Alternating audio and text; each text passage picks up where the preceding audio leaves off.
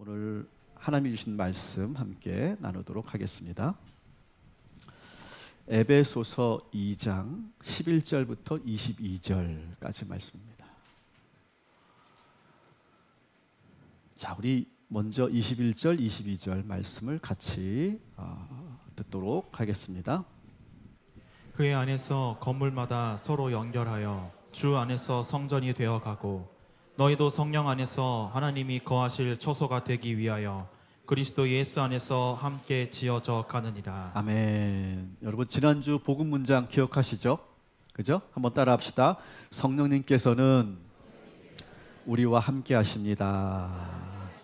성령님께서는 우리 안에, 우리 속에 계십니다. 이게 지난주 우리가 함께 했던 복음 문장이었습니다. 여러분 제 말을 꼭 믿으세요. 여러분 이렇게 말하는 것만으로도 변화가 나타납니다. 정말이에요. 제 말을 믿으세요. 이 복음 문장을 여러분 그냥 여러분이 그대로 그 문장을 말하는 순간 역사가 나타납니다. 한 번 더 따라합시다. 성령님은 나와 함께 하십니다. 성령님은 내 속에 계십니다. 여러분 이렇게 운전하고 갈 때나 빨래를 할 때나 뭐 설거지를 하든지 업무를 보든지 뭘 할 때마다 여러분 생각날 때마다 이 문장을 해보시라고요. 그러면 정말로 성령님이 역사하여 주실 줄 믿습니다. 왜냐하면 이 복음 문장은 그냥 만들어진 문장이 아니라 여기에는 성령의 능력이 있고 하나님의 능력이 깃들어 있는 문장이기 때문에 그래요. 다시 한번 따라합시다. 성령님은 나와 함께 하십니다. 그리고 한번 느껴보세요. 성령님 정말 역사하십니다. 자, 오늘 우리가 배울 복음 문장은 더 쉬워요. 이걸 잊어버리면 정말 안 될 것 같아요. 따라합시다. 우리는 혼자가 아닙니다. 아주 짧은 문장입니다. 근데 이 짧은 문장은 함축적인 의미가 담겨 있고 그 안에는 파생된 문장들이 같이 있는 거예요. 그 파생된 문장을 같이 한번 보도록 하겠습니다. 다시 한번 따라합시다. 우리는 혼자가 아닙니다. 주님께서 우리에게 교회를 선물로 주셨습니다. 교회 안에는 저온 성도들이 많이 있습니다. 우리는 함께 하나님을 예배합니다. 이런 파생된 문장이 이 안에 담겨 있는 것이죠. 자, 오늘 이 복음 문장 우리는 혼자가 아니다 라고 하는 이 문장에 대한 설명을 드리기 위해서 오늘 저는 여러분들에게 에베소 교회 이야기를 전하려고 합니다.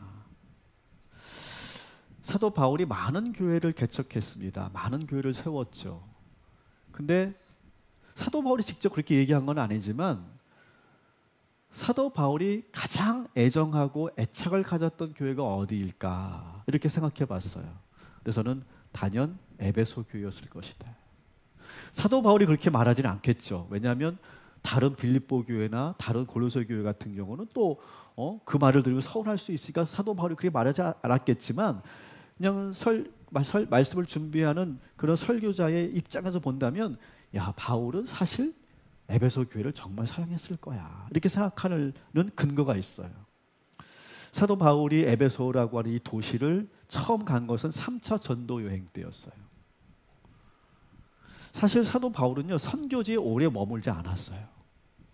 너무나 많은 교회가 기다리고 있었고 너무 가야 할 곳이 많기 때문에 가서 인사하고 복음 전하고 그리고 바로 또 옮겨 나가는 그런 아주 바쁜 일정들이었습니다. 근데 유독 에베소 교회에서만 무려 3년이나 머물고 있었어요. 그러니까 바울의 전도 여행에서 3년을 한 교회에 머문다. 이것은 엄청나게 오래 머문 거예요. 그 안에서 여러 가지 사역을 합니다. 안수를 합니다. 안수를 할 때마다 성령의 세례를 받는 거예요.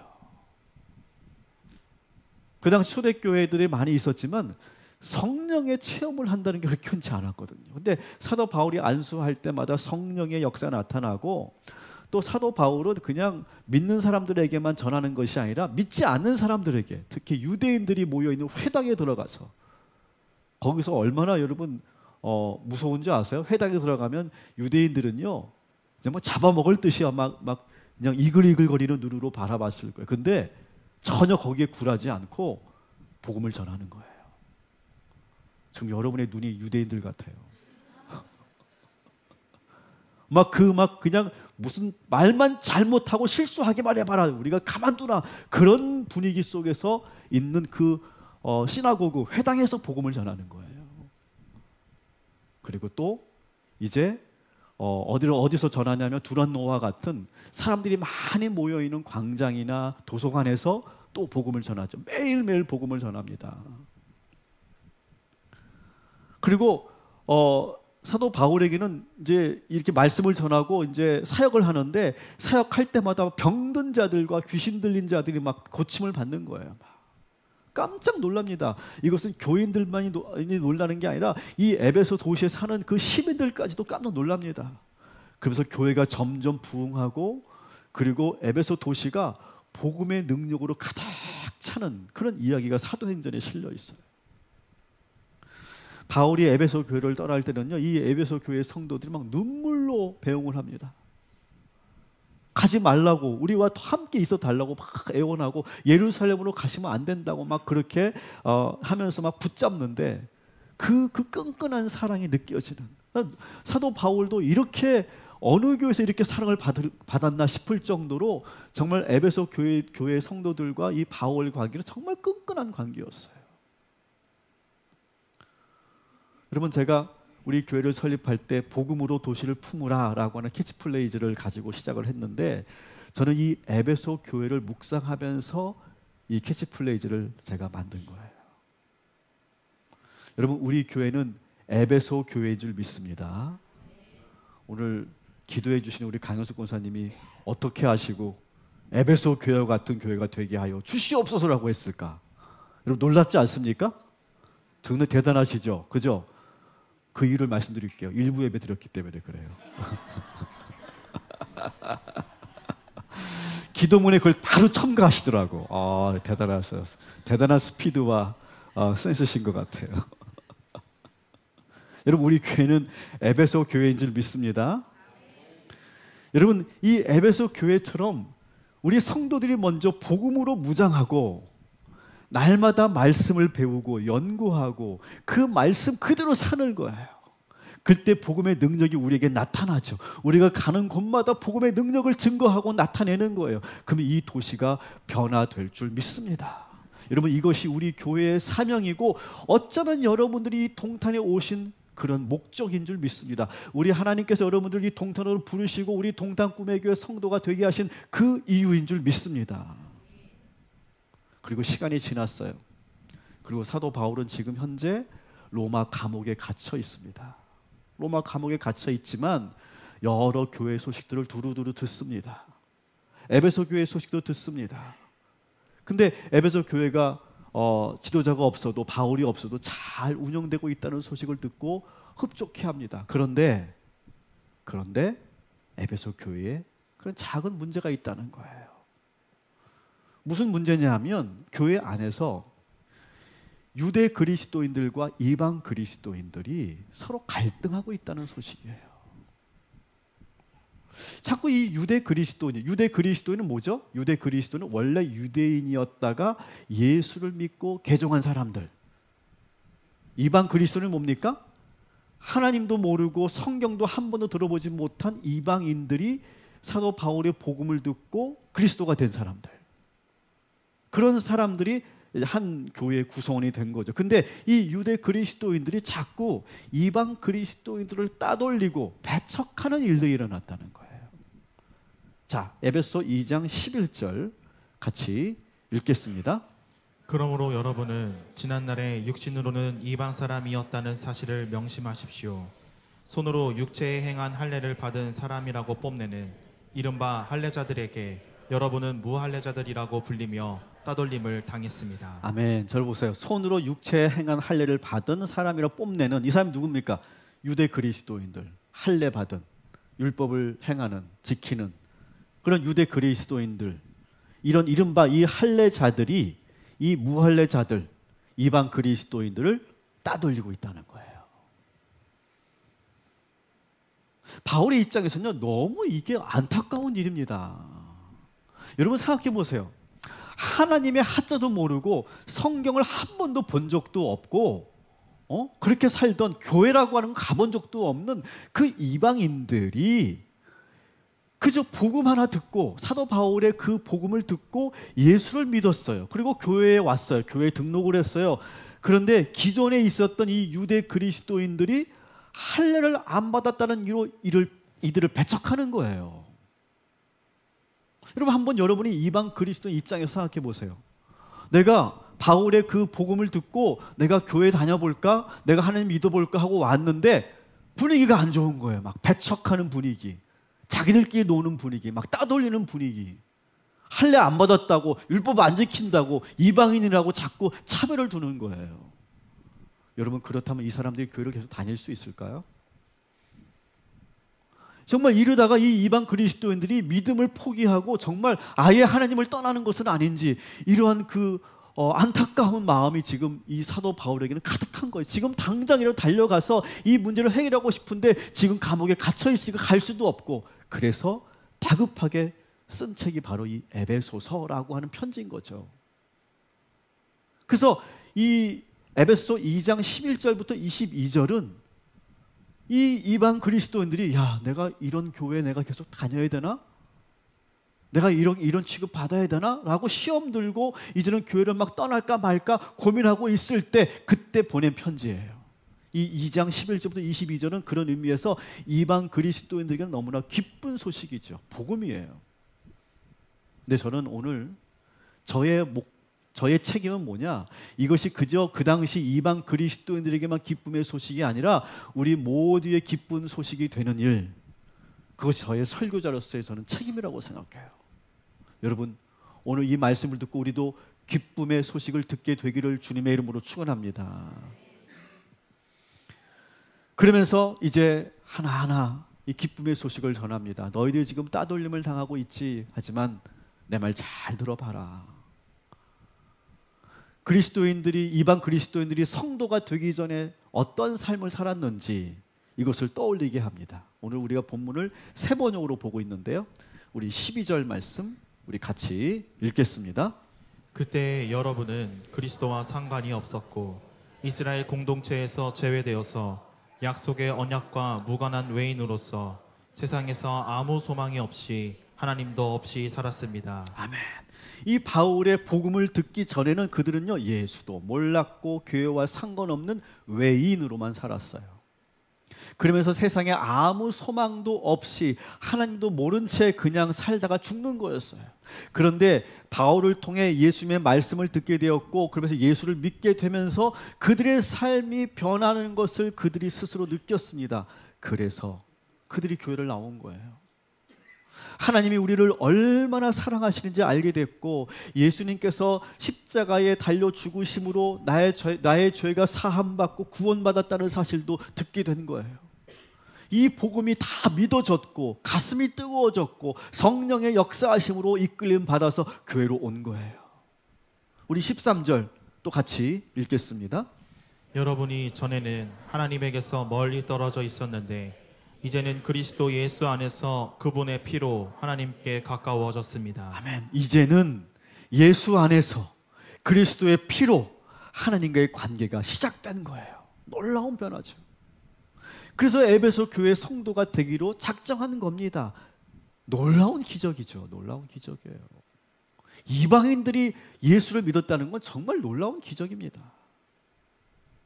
여기 계신 우리 성도님들 가운데서도 모태신앙이 아니고 기독교 가정에서 태어나지 않은 그런 성도님들이 여기 계십니다. 적지 않게 계세요. 여러분은 정말 놀라운 기적을 경험한 거예요. 저는요 사실 모태신앙입니다. 저는 태어나면서부터 우리 가정 자체가 다 기독교였고, 뭐 제가 몇 번 말씀드렸지만 저희 가문은 뭐 외갓집 양가 이렇게 해가지고 목사만 10명이에요. 징글징글하죠. 감리교 목사만 그것도. 사모만 한 3명 되고요. 막 그런 가정이에요. 그러니까 저는 사실 저절로 그냥 하나님을 믿고 신앙생활 한 사람이에요. 그런데 하나님을 모르고 살던 사람들이 예수를 믿고 예수를 영접하고 성령을 체험하고 살고 있다? 이건 정말 기적인 거예요. 정말 여러분은 정말 이미 기적을 경험한 거죠. 이미 이런 분들이 계시더라고요. 어릴 때부터 그냥 교회가 좋아서 다니는 거야. 가족들 아무도 교회를 안 다니는데 나는 그냥 교회가 좋아서 다니는 거예요. 엄마 아빠가 가지 말라고 해도 막 그냥 나는 길을 쓰고 막 믿음을 지키고 교회를 다니던 그런 분들이 여기 계세요. 어떤 분들은 나중에 성인이 되어서 그 전까지는 교회 교자도 모르고 한 번도 교회를 다니지 않았다가 지금 나중에 성인이 되어서 교회 다니시는 분들, 여러분들 정말 대단하신 거예요. 이미 그것은 하나님의 기적이고 하나님의 축복인 줄 믿습니다. 바로 이 이방 그리스도인 그런 사람들이죠. 얼마나 귀합니까? 얼마나 귀해요. 정말 귀한 사람들입니다. 그런데 이 유대 그리스도인은 그걸 모르거든요. 자기들은 어려서부터 하나님을 배웠고 성경을 알았기 때문에 그냥 이렇게 신앙생활 하는 것이 너무나 자연스럽기 때문에 이게 얼마나 놀라운 일이고 기적인지 몰라요. 그러니까 새롭게 들어온 이방 그리스도를 보면서 좋게 보는 게 아니에요. 오히려 좋게 보지 않고 자꾸 구별하려고 하는 거예요. 난 너희들과 달라. 난 너희들하고 차원이 달라. 뭐 그런 식으로 자꾸 구별을 하려고 하는 거예요. 그러면서 율법을 지켰느냐, 뭐 할례를 받았냐 안 받았냐 그런 걸 가지고 따지면서 자꾸 배척하고 따돌리는 거죠. 여러분 이 장면을 사도 바울이 그 얘기를 듣고 얼마나 애가 탔을까요? 이 너무나 귀한 이 영혼을 이렇게 함부로 대하다니 교회에서 정말 이건 있을 수 없는 일이다. 여러분 우리가 서로가 얼마나 귀한 존재입니까?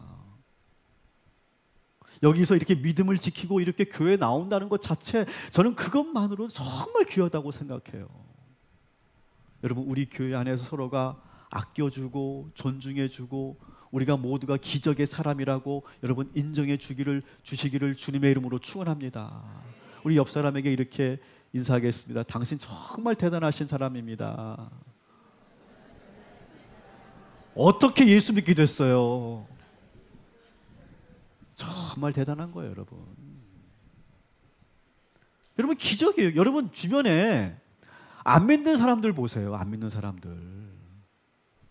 아무리 해도 안 믿잖아요. 근데 여러분 어떻게 예수 믿게 됐냐고요. 정말 한 분 한 분이 귀한 거예요. 저는 여기에 와 계신 분들 정말 한 분 한 분이 정말 놀랍고 귀하다고 생각해요. 감사하다고 생각하고요. 어쩌면 이렇게 좋은 가을날 다른 데 안 가고 여기에 와 있냐고요. 나라도 안 올 것 같은데. 정말 귀한 일이에요. 이런 마음을 가져야 되는 거예요. 근데 에베소 교회는 그런 마음을 갖지 못했다는 거예요. 다 좋은데. 그래서 사도 바울이 이 유대 그리스도인들에게 단도직입적으로 말합니다. 우리 14절부터 16절 세 번역으로 같이 한번 또 읽겠습니다. 그리스도는 우리의 평화이십니다. 그리스도께서는 유대 사람과 이방 사람이 양쪽으로 갈라져 있는 것을 하나로 만드신 분이십니다. 그분은 유대 사람과 이방 사람 사이를 가르는 담을 자기 몸으로 허무셔서 원수된 것을 없애시고 여러 가지 조문으로 된 계명의 율법을 폐하셨습니다. 그분은 이 둘을 자기 안에서 하나의 새 사람으로 만들어서 평화를 이루시고 원수된 것을 십자가로 소멸하시고 이 둘을 한 몸으로 만드셔서 하나님과 화해시키셨습니다. 아멘. 여러분 이 말씀에서 띄워주세요. 예수님을 근거로 유대 그리스도인들에게 말합니다. 여러분 예수님은 평화의 주님이십니다. 그래서 예수님은 이방인과 여러분 유대인을 하나로 만드셨습니다. 모든 담을 허무셔서 그 차이를 없애셨습니다. 그리고 모든 율법을 폐하셨습니다. 유대인, 이방인 모두 하나님 예수님 안에서 새 사람 되게 하셨고 두 양측 간의 관계를 평화롭게 하셨습니다. 두 사람 사이의 모든 걸림돌을 십자가로 소멸하시고 둘을 한 몸 되게 하셨습니다. 그래서 결국 유대인이든 이방인이든 모두가 하나님과의 관계가 회복되게 하신 분이 바로 우리 예수님이십니다. 우리 안에는 예수님이 계십니다라고 지금 강력하게 지금 선포하고 있는 것이죠.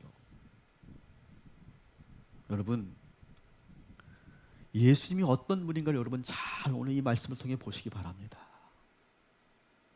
여러분, 우리 안에서는요, 어떠한 차별도 구별도 없어야 되는 줄 믿습니다.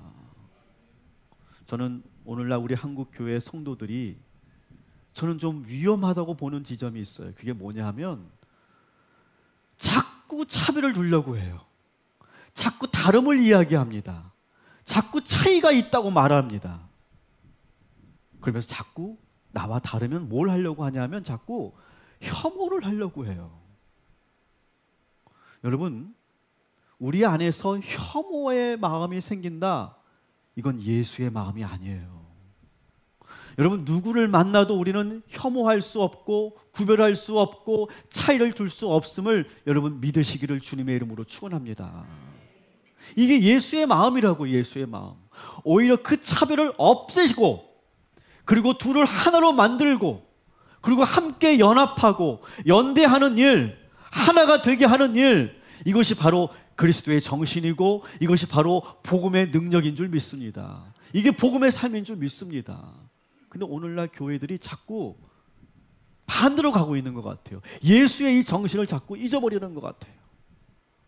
여러분, 마음속에 있는 그 구별짓고 자기들끼리 놀고 누군가를 나와 다르다는 이유로 혐오하는 일 다 내려놓고 예수의 마음을 소유하시기를 주님의 이름으로 축원합니다.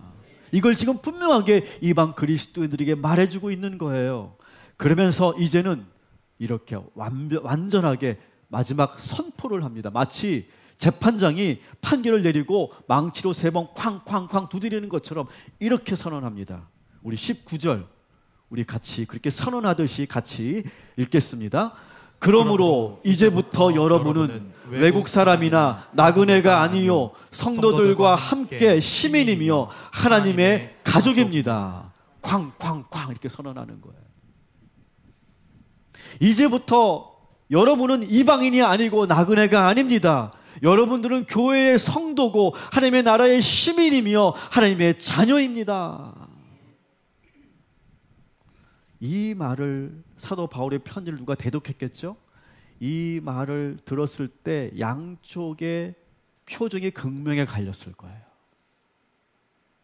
이방 그리스도인들은 그 바울의 이 소식을 들으면서 막 기뻐서 눈물이 났을 거예요. 그래, 우리는 그런 존재인데, 그러면서 사도 바울은 나를 안아주는구나. 막 그러면서 막 기쁨의 눈물을 흘렸을 거고, 유대 그리스도는 어땠을까요? 좀 당황했을 거예요. 이게 아닌데. 그래도 에베소 교회 모든 성도들은 사도 바울을 존경하기 때문에 그래도 존경하는 바울 선생께서 하신 말씀이니까 우리가 순종해야지 라고 아멘 하면서 자기들이 했던 행동들을 돌아보는 거예요. 그래, 내가 뭔가 잘못 알고 있었구나. 중요하지 않은 비본질적인 것을 자꾸 중요하다고 생각하고 자꾸 차별을 두고 그리고 담을 세웠구나. 그래서 회개의 역사가 나타나는 거예요. 그러면서 이 말씀을 통해 이방 그리스도인들과 그리고 유대 그리스도인들이 하나가 되는 역사가 나타났다는 거죠. 여러분, 우리가 예수 믿고 그리스도인이 되면 반드시 해야 되는 것이 있어요. 그게 뭐냐? 이렇게 교회로 모이는 거예요. 따라합시다. 교회는 우리에게 주신 하나님의 선물입니다. 여러분, 교회 안에는요 좋은 사람들이 많이 있는 줄 믿습니다. 여러분 옆에 있어요. 이곳에 계신 여러분들 다 좋은 사람인 줄 믿습니다. 아멘을 별로 안 하시네. 여러분, 좋은 사람들 여기에 많이 있습니다. 나보다 믿음이 더 좋고 신앙의 연륜도 있고 우리가 본받을 만한 우리 장로님들과 권사님들이 계세요. 그리고 우리 교회 안에는 세심하게 여러분을 돌봐주고 있는 양육자들도 계시죠. 1대1 양육받는 분들 계시죠. 1대1 양육자들도 계시고 우리 교구자님들과 셀 리더들도 계세요. 일주일에 한 번 그 리더들과 함께 만나서 교제하고 그리고 말씀을 배우고 복음을 듣고 기도 제목을 나누는 영적 교제가 이루어지죠. 그러면서 내가 몰랐던 영적인 세계로 들어올 수 있도록 잘 이끌어주는 그런 리더들이 있습니다. 그리고 우리 교회 안에는 그런 또래 모임들이 있죠. 비슷한 나이의 여성들은 여성끼리, 남성들은 남성들끼리 서로 만나서 편안하게 사귀고 교제합니다. 이거 바로 우리 교회 남선교, 여선교회죠. 교회 친구처럼 좀 더 편안하고 함께 교제하면서 뜻을 모아서 사업도 하면서 그러면서 서로가 붙잡아주고 챙겨주는 그런 모임도 우리 교회 안에 있어요. 우리 교회 안에는 여러 가지 사역들이 또 있어서 그 사역을 하는 이유가 뭐냐? 사역을 하면 어떻게 됩니까? 내가 교회를 더 사랑하게 되고 충성된 마음을 갖게 되잖아요. 애착을 갖게 되잖아요. 나의 은사와 달란트에 맞게 사역을 하면서 그러면서 충성된 마음을 갖게 되는 거죠. 그리고 우리 교회는 목회자들을 통해서 여러분이 더 깊은 그런 영적 신앙 훈련을 받을 수 있어요. 성경을 체계적으로 배우고 제자 훈련도 받고 또 리더십을 배우고 올바르게 건강한 그런 신학을 정립하는 일, 이게 대단히 중요한 일인데 건강한 신학을 갖는 거, 그것을 우리가 배우게 되고 또 우리 주의 종들과 여러분들이 좋은 관계로 함께하면서 합력하여 선을 이루고 그리고 순종하는 일, 이런 것들을 우리가 교회 안에서 하는 거죠. 궁극적으로 교회는요, 함께 모여서 예배하는 곳이에요. 여러분, 혼자 집에서 촛불 켜놓고 예배 드리는 것이 아니라 우리 그리스도인은 그리스도의 한 몸이 되어서 예배 드려야 하는 줄 믿습니다. 우리가 시대가 많이 바뀌어서 온라인 예배라고 하는 것이 만들어졌어요. 이 코로나 때 만들어진 거죠. 여러분, 근데 이 온라인 예배는요, 우리의 편리 때문에 만들어진 것이 아니에요. 여러분, 그 취지를 여러분 잘 아셔야 돼요.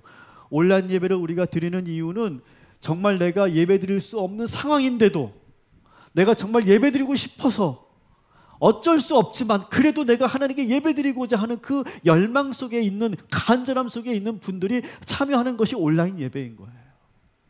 여러분, 이 온라인 예배가 어떤 편리한 도구가 되거나 나를 위한 어떤 그런 편리한 서비스가 되면 안 돼요.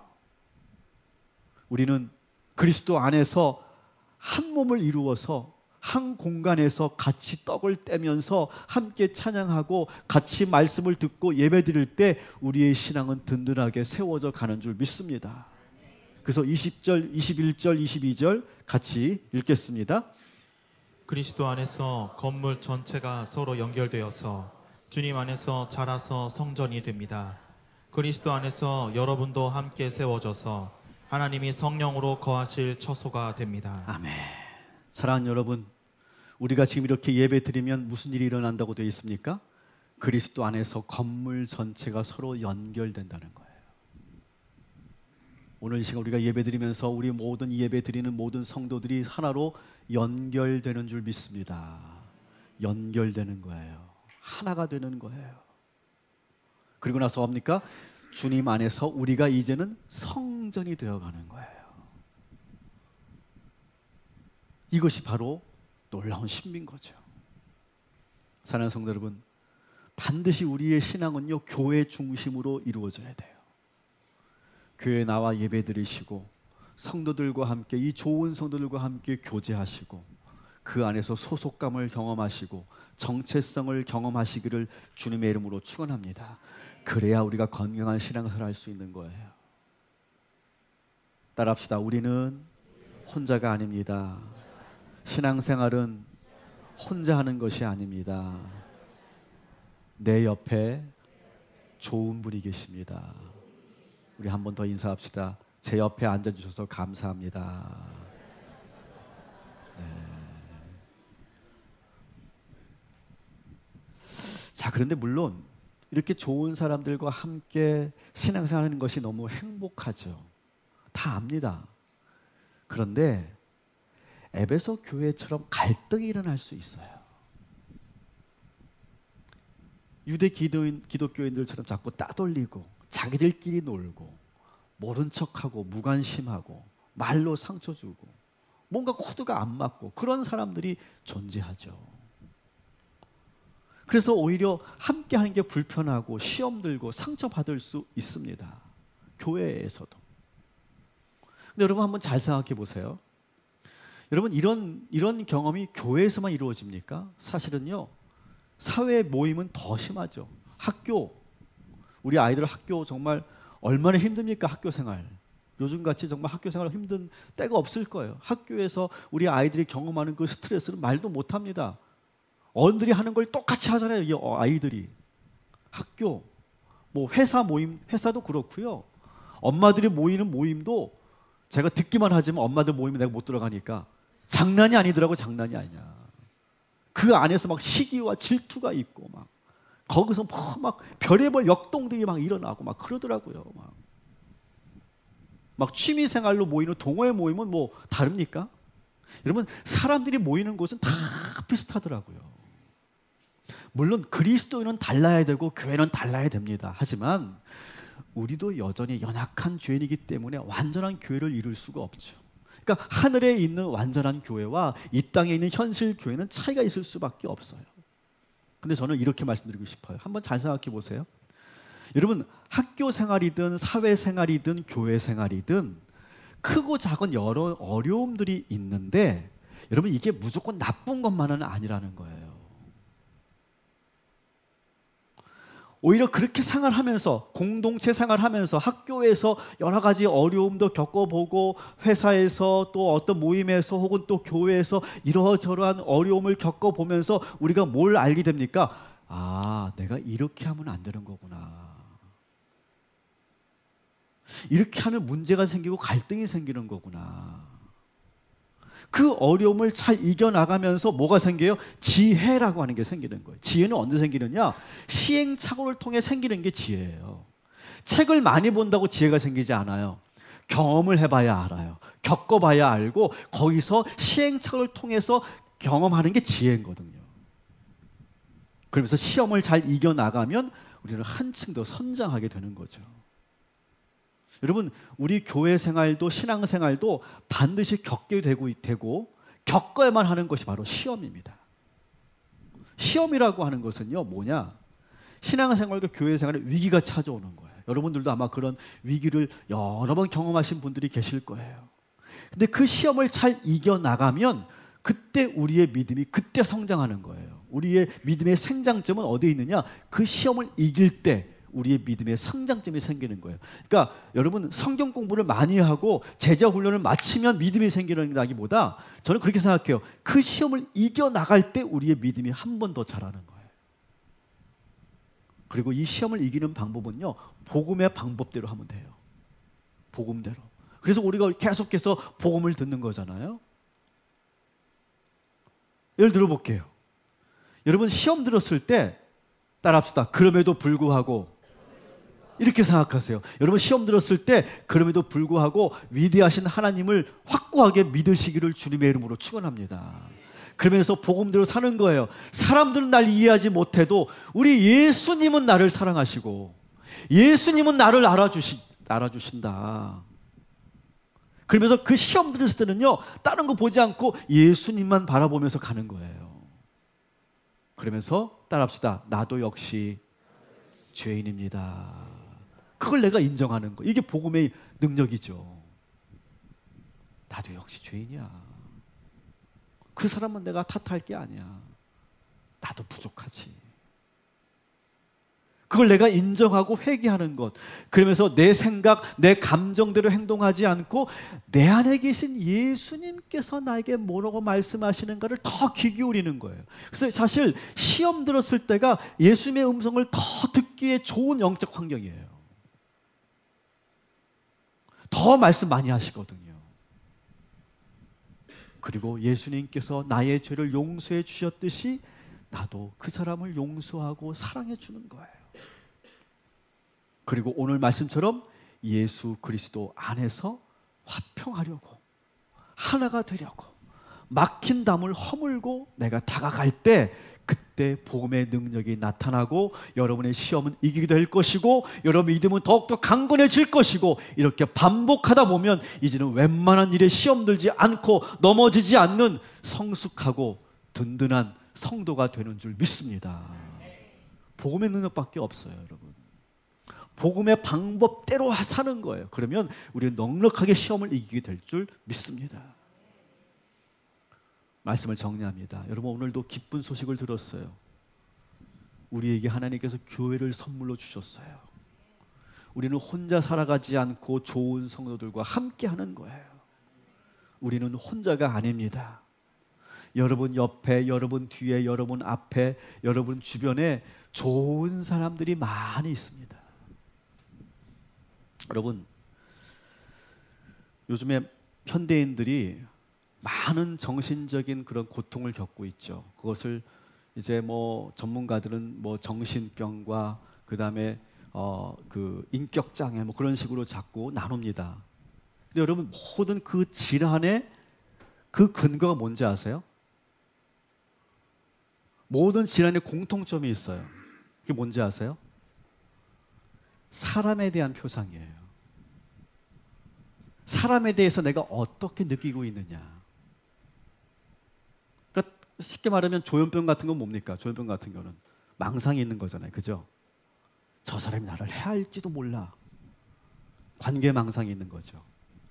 그래서 막 누군가가 얘기하는 게 막 자기 얘기하는 것 같이 느껴지고 뭐 그런 거죠. 그죠? 편집증 같은 경우도 뭡니까? 편집증. 믿지 못하는 거거든요. 그 누군가가 모든 것을 믿지 못해. 어떤 사람도 믿지 못하는 그런 느낌이잖아요. 느낌.